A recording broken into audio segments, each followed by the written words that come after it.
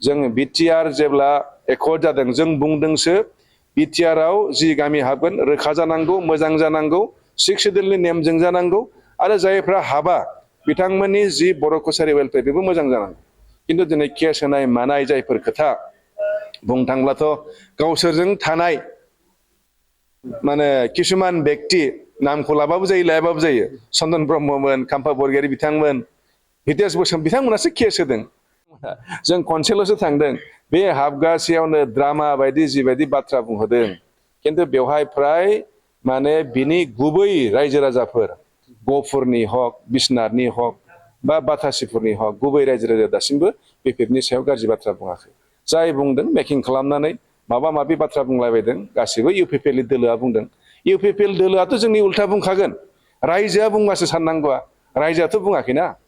बिपिएफनि सायाव जथेस्थ' मोजां मोननाय दं आरो सोरबा बुंबाबो बुङाबाबो हाग्रामा महिलारि बिथांखौ एखे राहैनो सरकाराव 15 बोसोर मोनफेरनाय आरो बिथाङा मारै माने बेफोर ओनसोलनि रायजोफोरखौ अनबोफेरदोंमोन बेखौ बयबो मिथिखायो। बिनि सिगाङावबो संगठनाव थानाय समाव बेहा बेफोरजों माबायदि रिलेसन दंमोन बेखौ रायजोआ मिथिखायो। ओंखायनो दिनै सोरबाया जानला मोनला बुङोबा बिपिएफआ गामि हाबनायाव केस होदों माबा होदों नंखाय खोथा बुङोब्ला रायजोआ फोथाया।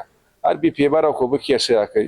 जों बिटिआर जेब्ला एकर्ड जादों जों बुंदोंसो बिटिआरआव जि गामि हाबगोन रोखा जानांगौ, मोजां जानांगौ, 6 सिडिउलनि नेमजों जानांगौ आरो जायफ्रा हाबा बिथांमोननि जि बर' कसारि वेलफेयार बेबो मोजां जानांगौ।